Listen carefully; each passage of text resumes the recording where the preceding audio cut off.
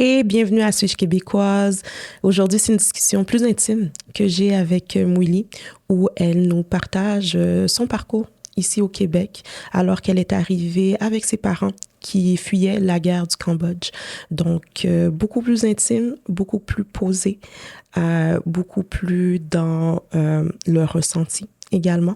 Donc, bon balado.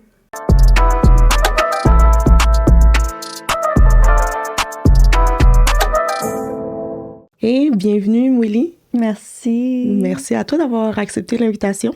Ça fait plaisir. Comment tu te sens? Je me sens bien. Je me sens honorée que tu m'as invitée à ton podcast. Puis, je pense qu'on va avoir une belle discussion ensemble. Ah, clairement. Puis tu dis que tu es honorée que je t'ai invitée, mais c'est moi qui est honorée, en fait, de te recevoir. Parce que, veux pas, là, on parle de sujets quand même très personnels. Mm-hmm. Puis, quand je t'ai approchée, je sais que tu m'avais déjà partagé une partielle de ton parcours, puis je me suis dit, ça serait intéressant d'en apprendre plus. Donc, merci d'avoir accepté puis d'être là aujourd'hui avec moi. Donc, pour se lancer, je sais que tu es arrivée il y a de ça déjà plusieurs années, une quarantaine d'années? Oui, une quarantaine d'années. Oui. Comment ton arrivée s'est déroulée au Québec? OK. En fait, nous, je suis arrivée ici à l'âge de 2 ans. On est arrivé parce qu'on a fui la guerre. C'était dans le temps du régime Pol Pot, des Khmers rouges, où est-ce que une partie du peuple cambodgien communiste a pris possession de tout le Cambodge. Puis, dans le fond leur mindset, c'était de tuer tous ceux qui avaient des connaissances pour pouvoir pour avoir une soumission complète de ceux qui étaient ignorants. Donc, nous, on a fui, justement. Mes parents ont subi, justement, cette guerre, ce régime-là pendant quelques années. Ensuite, ils se sont enfuis. Enfuis avec moi dans leurs bras. J'avais juste quelques mois. Puis, c'est ça, dans le fond, ils se sont sauvés, pour faire ça un peu plus court. Ils se sont sauvés dans la forêt avec les soldats qui les suivaient. Donc, ils ont marché pendant plusieurs jours, plusieurs semaines pour aller en Thaïlande, dans un camp de réfugiés, là. Et puis, ils ont vécu beaucoup de choses dans la forêt. Oui, ils sont partis avec rien sur eux. Ils ont dormi. Nous, on aime ça faire du camping ici, là. Mais sauvage, non. C'est pas pour eux. Ils l'ont vécu de manière atroce. Mais c'est ça. Donc, c'est un régime où est-ce qu'on a perdu beaucoup de membres de famille qui ont été tués.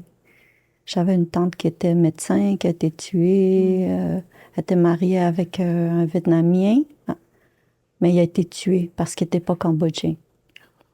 Donc, mon mari a perdu son père parce que c'était un professeur de maths. Donc, il était éduqué. Donc, ils l'ont tué pour ça. Donc, c'était quelque chose d'émouvant.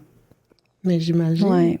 Est-ce que tes parents en ont parlé? Est-ce qu'ils vous ont partagé comment les émotions qu'ils vivaient sur le moment, toute l'histoire? Parce que vu que tu étais petite, est-ce qu'ils ont pris le temps de te partager leur ressenti de toute cette période-là? Oui, à chaque fois qu'ils me racontent leurs histoires, je le vois là, comment que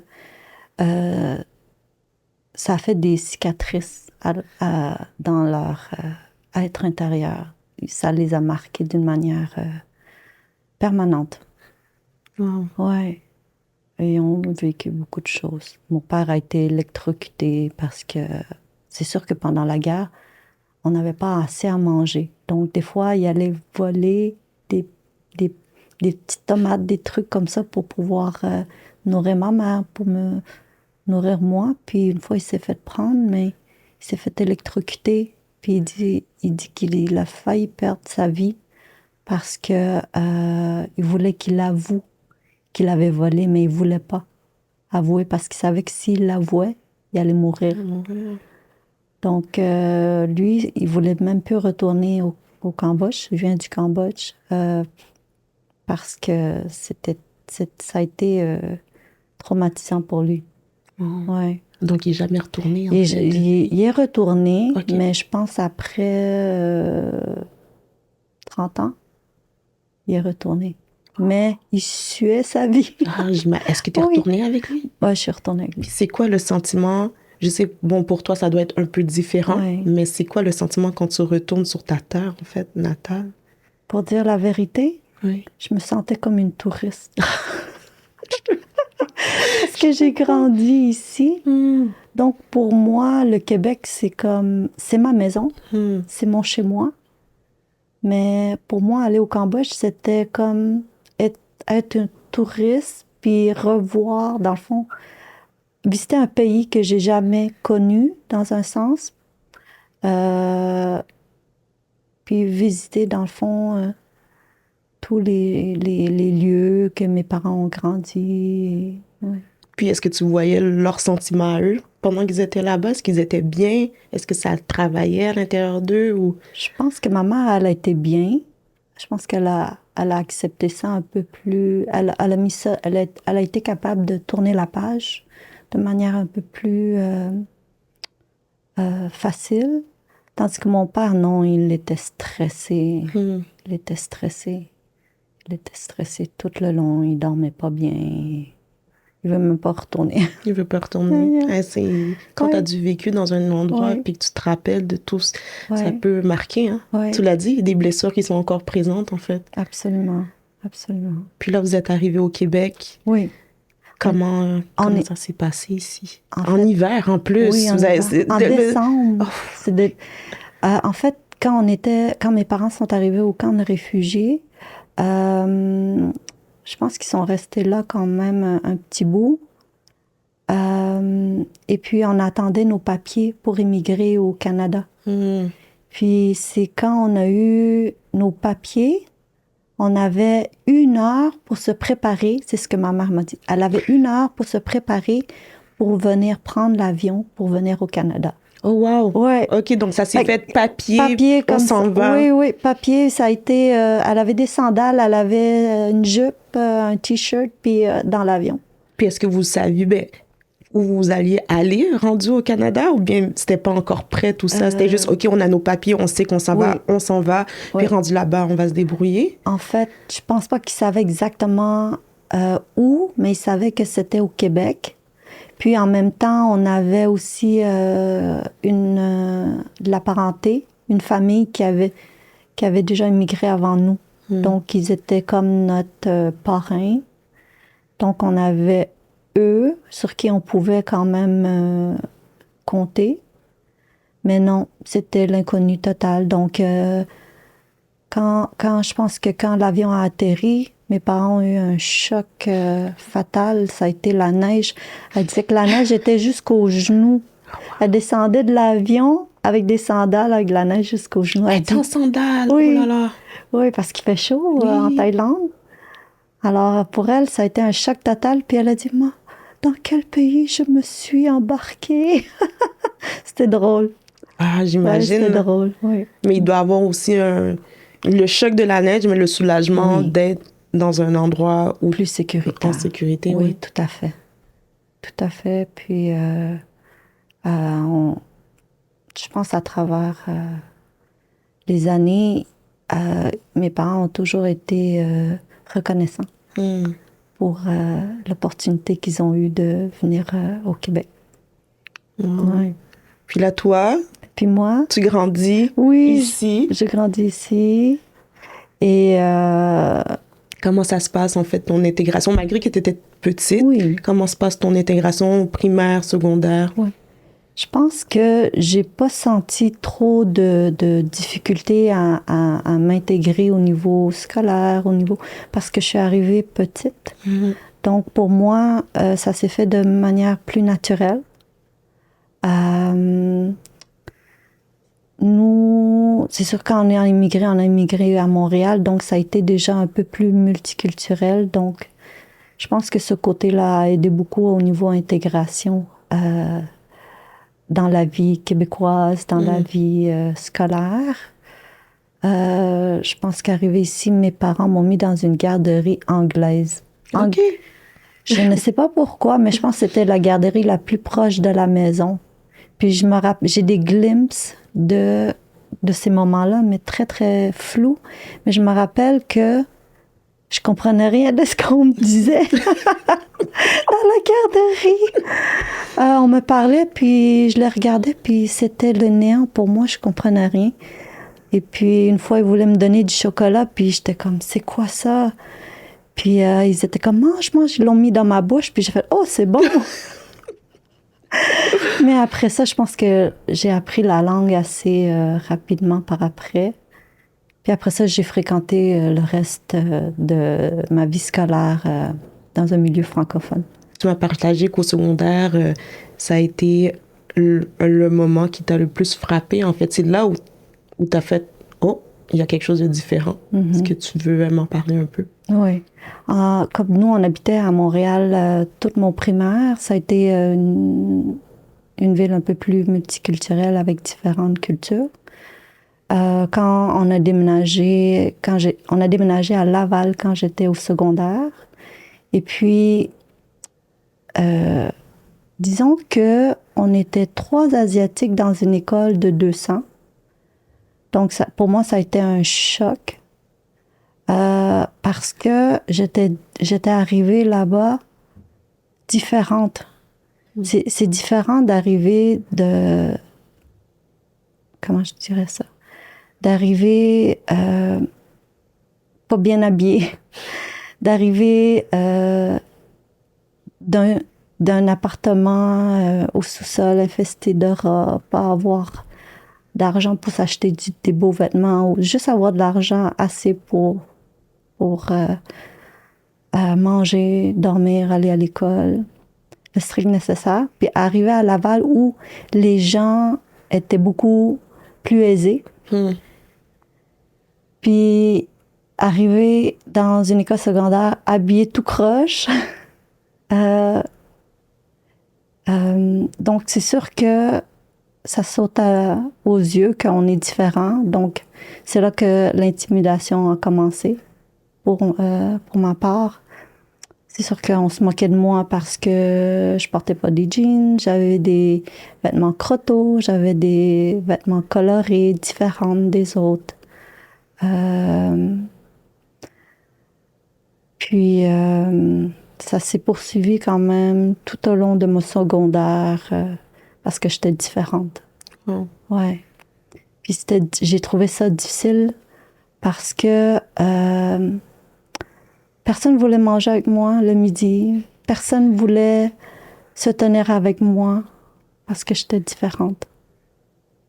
Puis j'étais une fille sage. Je faisais pas qu'est-ce que les autres faisaient. J'allais pas fumer, j'avais pas des Doc Martens, j'avais pas. Mais donc, ce que j'ai trouvé difficile aussi, c'est que mes parents étaient tout le temps occupés à travailler parce que pour eux autres, c'était important de pourvoir à nos besoins. Donc, ils n'étaient pas présents. Donc, toute l'intimidation, tout ce que je vivais, je le gardais pour moi. Donc, ils n'ont jamais eu conscience de ce que je vivais à l'école. Oh, wow. Oui. Ou de mes difficultés scolaires non plus. Ils n'ont jamais été conscients parce qu'ils étaient occupés. Ils me disaient, mes parents étaient occupés à survivre et non à vivre. Et c'est une autre réalité. Mais oui. Oui, donc, mais je pense que qu'est-ce qui m'a aidé à passer à travers ça, c'est que malgré que je vivais de l'intimidation, j'avais quand même quelques personnes, 1 ou 2 personnes qui étaient différentes aussi, puis qui me parlaient. J'avais des professeurs qui m'aimaient parce que j'étais studieuse, parce que j'étais sérieuse. Pendant que tout le monde niaisait en classe, mais j'étais la seule à l'écouter, à faire les travaux que je devais faire. Donc, les profs j'étais comme un peu leur préférée. Fait que ça m'a vraiment aidé à passer à travers mon secondaire. Wow. Ouais, ça m'a vraiment...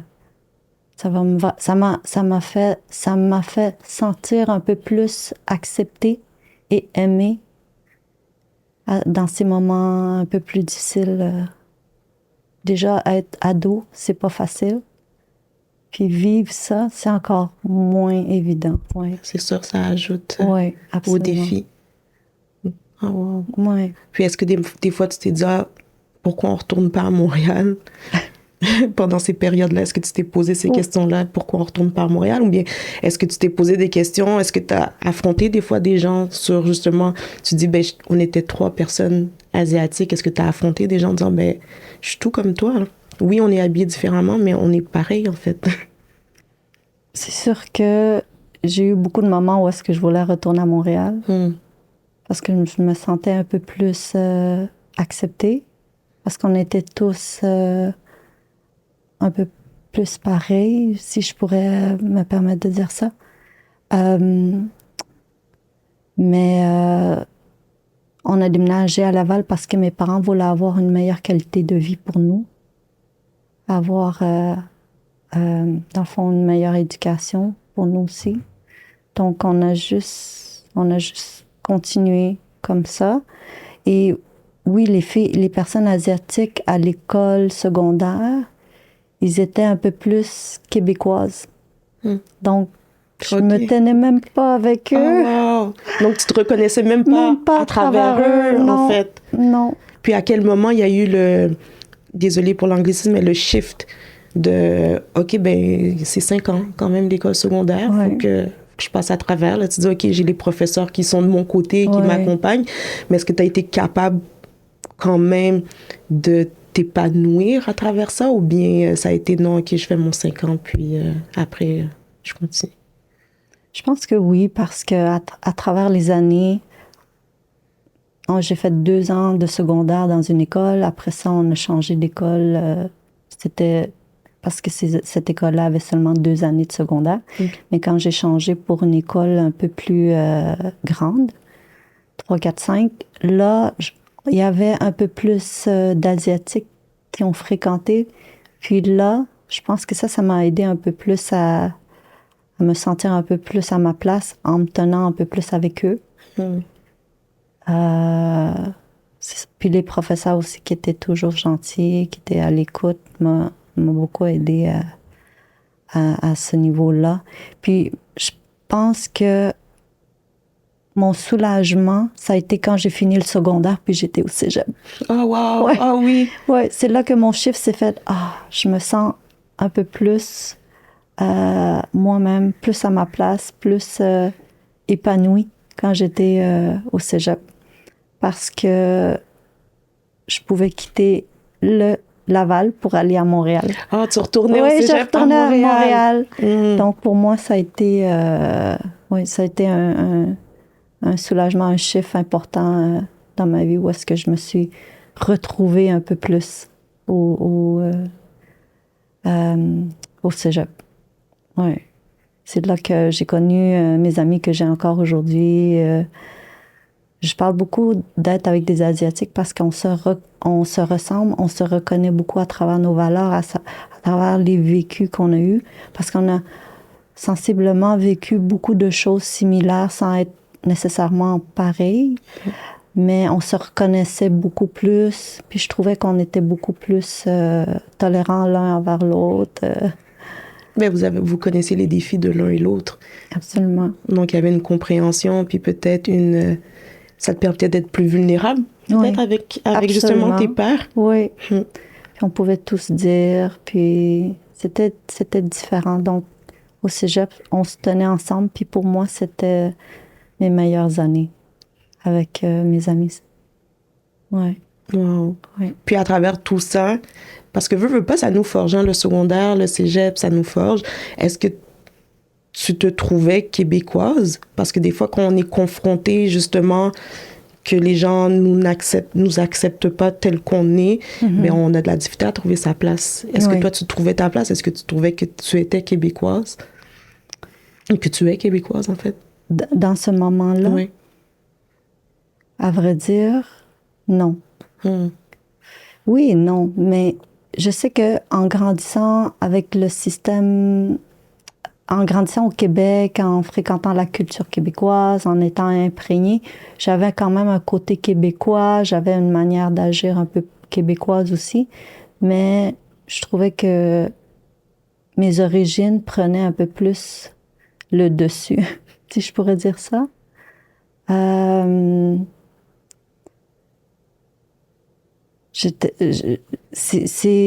Dans ce temps-là, je me sentais plus asiatique que québécoise. Pour répondre vraiment à ta question, je me sentais pas beaucoup québécoise. Mais je savais qu'il y avait des choses que je faisais qui étaient un peu plus québécoises. Surtout, j'imagine que tu l'as réalisé en retournant Oui. au Cambodge aussi, de faire vraiment. Ah, OK. Donc, est-ce qu'à la maison, il y avait justement des choses de la culture du Québec qui commençaient à entrer à l'intérieur? Est-ce que vous avez commencé à changer certaines pratiques que vous aviez pour dire, ah ben, on va faire ci, on va faire ça? Ou certaines traditions québécoises qui commençaient à prendre place à la maison? Je pense que oui, c'est sûr que je me rappelle une des traditions qu'on a instaurées, c'était Noël, la célébration de Noël. Puis je me rappelle que on fêtait jamais Noël avant. Oh. Oui, jamais parce que je veux dire, on le voyait, mais c'était pas quelque chose qu'on se disait, oh, on va le faire. Mais moi, une année, ayant travaillé tout l'été, je cueillais des fraises l'été quand j'étais jeune pour ramasser de l'argent. J'avais acheté des cadeaux pour toute ma famille. Puis cette année-là, j'ai dit à ma mère, à mes parents, j'ai dit, on va fêter Noël. Je sais pas où est-ce qu'ils ont trouvé un sapin, mais ils sont arrivés avec un sapin un petit peu amoché, avec quelques petites décorations déchirées, mais c'est pas grave, c'était notre sapin, notre premier sapin. Puis moi, j'étais fièrement aller déposer les cadeaux que j'avais achetés pour chacun d'eux. Et j'avais pas de cadeau pour moi, mais j'étais contente de leur donner un petit cadeau. Des petites choses que j'avais moi-même pu acheter avec l'argent que j'avais gagné de l'été. Puis je pense que depuis ce temps-là, Noël, ça a été une célébration qu'on a célébrée à chaque année. Après ça. Ouais. C'était sweet and bitter and sweet, si je pouvais le dire de cette manière-là. Ah oui, pourquoi bitter and sweet? Parce que quand on l'a célébré, on était pauvres. On n'avait rien, mais c'était sweet parce que on était ensemble. Dans ce sens-là. Mais à la base, c'est ça, Noël, là, ça a pris l'ampleur des cadeaux, des présents. Mais à la base, c'est de se rassembler, c'est d'être ensemble. Puis je trouve que ça en dit beaucoup sur toi parce que c'est pas tout le monde qui sait, mais moi, je sais que tu as beaucoup œuvré en bénévolat. Moi, j'ai déjà été dans un organisme où tu venais faire du bénévolat avec toute ta famille. Je me rappelle de ta fille qui a fait des bracelets aussi pour l'organisme, pour ramasser des sous. Donc, je sais que ça fait partie de toi, d'aider les autres, d'être peu importe dans la communauté où tu es, tu veux redonner. Donc, c'est beau déjà de voir que plus jeune, ton but, c'était de donner juste déjà des cadeaux à tes parents, juste pour dire « hey, merci ». Oui. C'est important parce que même si je parle de mon enfance que j'ai vécue au Québec, que je me sentais pas trop québécoise et tout ça, mais je pense que ça a changé avec le temps parce qu'on change, on évolue avec le temps. Mais en étant sur le marché du travail, en travaillant avec des gens, c'est là que on dirait qu'il y a un autre chiffre qui s'est fait en moi qui s'est dit je suis plus québécoise que je le pensais.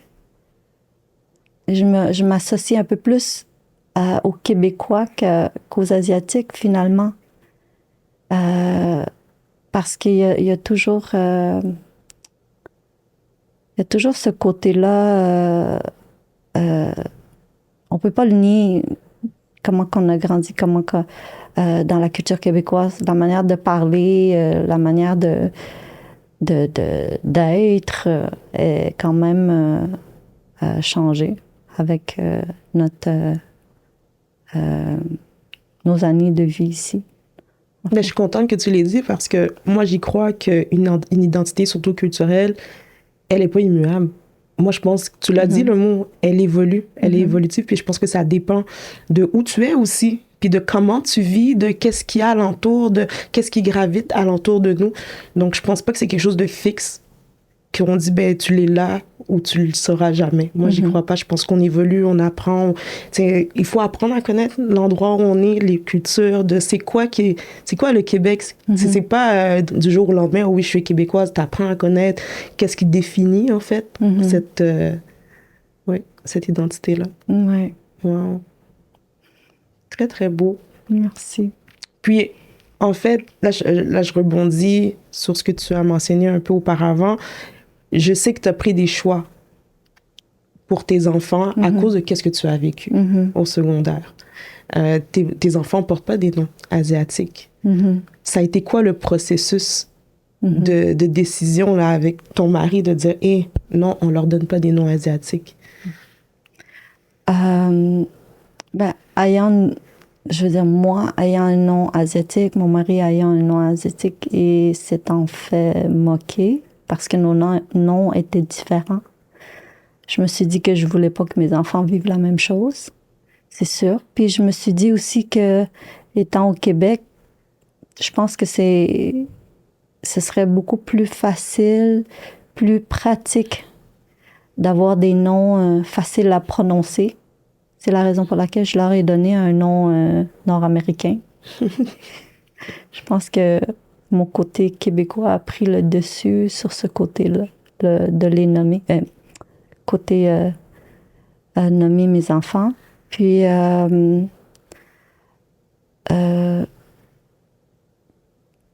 voulais pas qu'ils vivent la même chose que j'ai vécu, parce que quand on a des noms différents, c'est toujours plus difficile à prononcer, c'est toujours...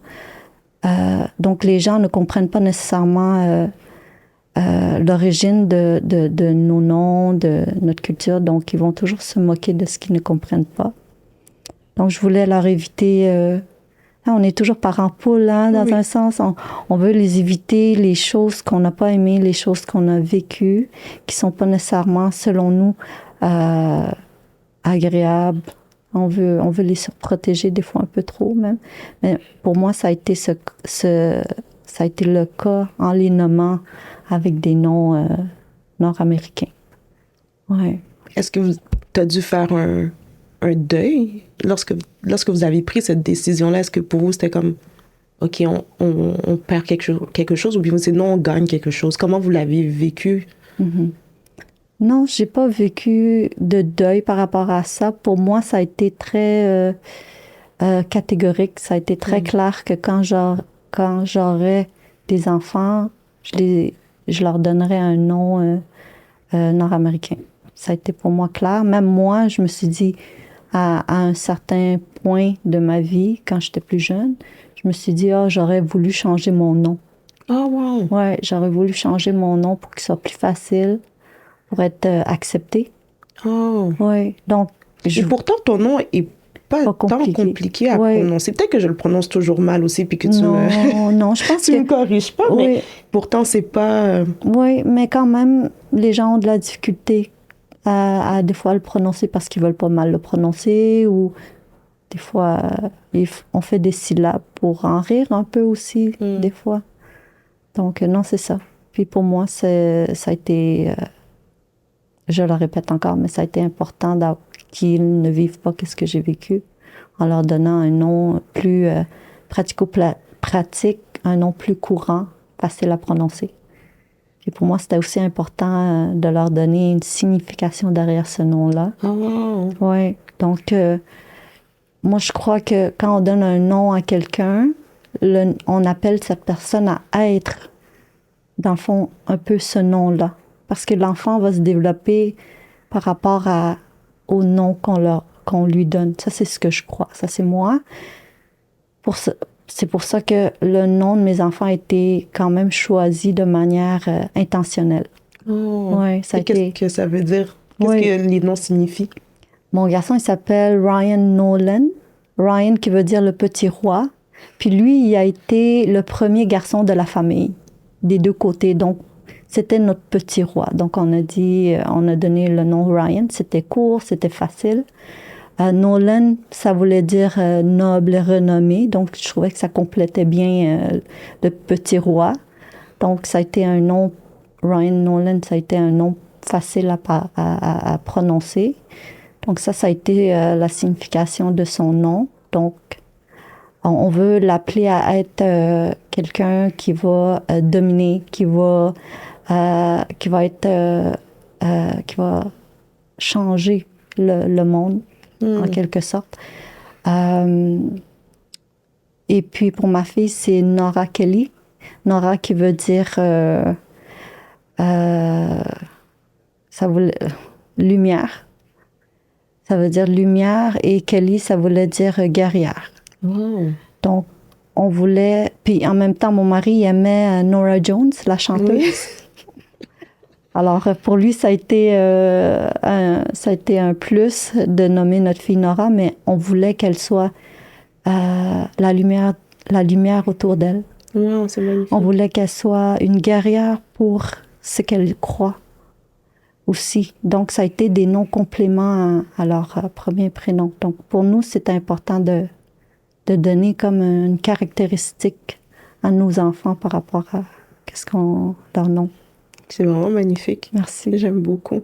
Enfin, est-ce que tu as ces discussions-là avec eux, justement, des choix de leur prénom? Est-ce que tu as pris le temps de leur expliquer? Oui, je leur répète souvent. Tu sais, on t'a appelé ce nom-là pour travailler aussi leur conscience, leur confiance à travers leur nom. Que on les a eus parce qu'on voulait les avoir. Puis on a chaque chose qu'on a décidé pour eux, c'était parce qu'on a voulu pour leur bien, dans le fond. Donc, ils sont conscients de la signification de leur nom. On leur répète souvent, on les taquine, on les encourage à travers le moment difficile. Des fois, on leur rappelle, écoute, on t'a nommé ça parce que tu es capable de le faire, parce que tu es capable de passer à travers cette situation, parce que tu es différente. Bon. Ouais.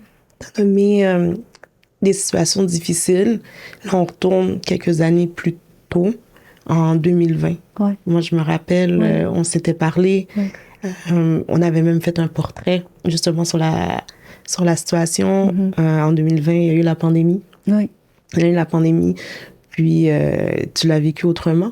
Tu l'as vécu autrement parce que les personnes asiatiques l'ont vécu autrement.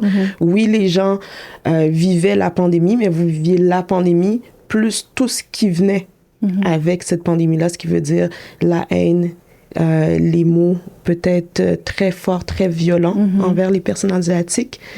Comment ça a été cette période-là pour toi? On s'est beaucoup isolés. Donc, on a isolé nos familles, nos enfants. Donc, on les a comme un peu protégés par rapport à ça. Mais c'est sûr qu'ils ont quand même vécu des micro-agressions verbales quand ils voyageaient dans les transports en commun. Même un des membres de ma famille, ils ont jeté de la peinture à leur porte. Ils les ont dit... Malgré qu'ils sont très pacifiques toutes ces années-là dans leur quartier, pendant la pandémie, on leur a fait ça parce que c'est à cause de nous, la COVID, les Asiatiques. Donc, dans ce sens-là, donc oui, c'est ça, on se faisait dire rentre chez toi, retourne chez toi. Mes enfants se faisaient traiter de COVID. L'école. Puis comment tu vis ça? Comment tu expliques ça à tes enfants cette réaction violente-là des gens à l'extérieur? Mais c'est sûr que beaucoup, en étant proche avec eux, en discutant beaucoup avec eux, en leur faisant comprendre que les gens le font peut-être pas nécessairement de manière intentionnelle parce que ils ne réalisent peut-être pas qu'est-ce qu'ils disent, parce qu'ils vivent la situation de manière peut-être pas facile non plus. Mais je leur disais souvent que ça allait être une phase, que ça allait passer, que dans le fond, de reconnaître qu'ils ne sont pas qu'est-ce que les gens disent. C'est sûr que ça a été difficile émotionnellement pour eux. Même moi, mon travail, les gens me demandaient de quelle origine que j'étais. Heureusement, j'avais un employeur qui était très, très gentil, qui me protégeait aussi, des collègues qui étaient gentils, mais des petites choses comme ça. Mon mari allait gazer, puis il se faisait dire « Retourne chez toi ». Comment? C'est chez moi ici, en fait. Oui, Donc... je veux dire, j'ai grandi ici. Pourquoi tu me dis de retourner chez moi? C'est chez moi ici. Mais je pense que la pandémie a amené tellement de mauvais... le mauvais côté des gens ont repris le dessus, je dirais. Mais je crois que c'est peut-être pas de manière intentionnelle, mais oui. Moi, je pense que par faute de connaissances. Hein. Aussi. Par faute de connaissances, les gens vont agir d'une certaine façon, ils vont passer des commentaires, puis totalement déplacés, Oui. qui sont parfois inexcusables. Là, tu dis, mais non. Oui. Moi, j'ai beaucoup... j'aime le fait que tu dis tu as rassuré tes enfants, puis je pense qu'en tant que parent, on a ce rôle-là de les rassurer, et puis de les amener à voir le positif, puis à leur dire « Hé, t'inquiète pas, ça va passer. En tant qu'adulte, moi, j'ai été choquée. J'ai été très, très, très choquée par ce que je voyais, ce que j'entendais, par le manque de sortie. Aussi dans les médias pour défendre. Oui. C'est parce qu'il y avait... si on se ramène en 2020, il y avait des conférences de presse à tous les jours. À tous les jours, notre gouvernement a pris la parole, puis je me dis, mais à quel moment qu'il va dire « Hey, stop! Aucun C'est moment. pas de la faute des personnes asiatiques. Là, on va arrêter de brutaliser ces gens-là, autant verbalement que physiquement. » Puis j'ai trouvé qu'il y a eu une lacune, un gros manque, qu'il n'y a pas eu de sortie. Je sais pas comment toi, tu l'as vécu justement en étant dans cette position-là, mais moi, j'étais quand même assez choquée. Oui, j'étais choquée. Là, tu me dis ça. Ça m'a rappelé comment que je me sentais impuissante. Puis, je me sentais que les gens ne comprenaient pas notre situation. On n'est pas tous chinois. Oui, on est asiatique, mais on a vécu ici toute notre vie. Pourquoi tout d'un coup, on est responsable de la COVID?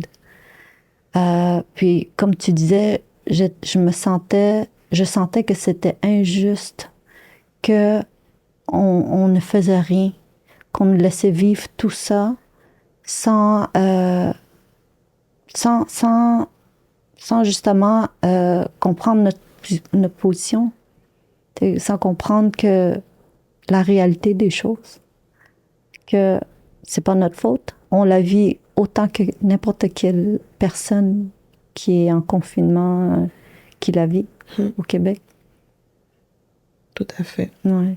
Mais au moins, les choses se sont apaisées. Oui. Depuis ou pas? Oui. Peut-être, c'est plus toi qui peux me dire. J'ai l'impression que ça s'est apaisé avec les années.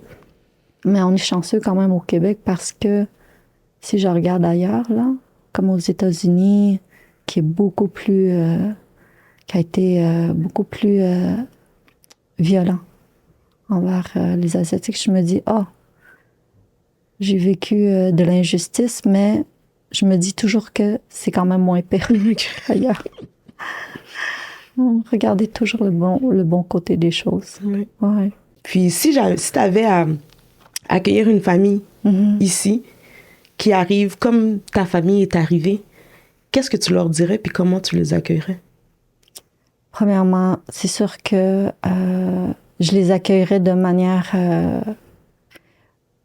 comme le Québec m'a accueilli quand je suis arrivée au Québec. Les gens sont très accueillants, sont très aidants.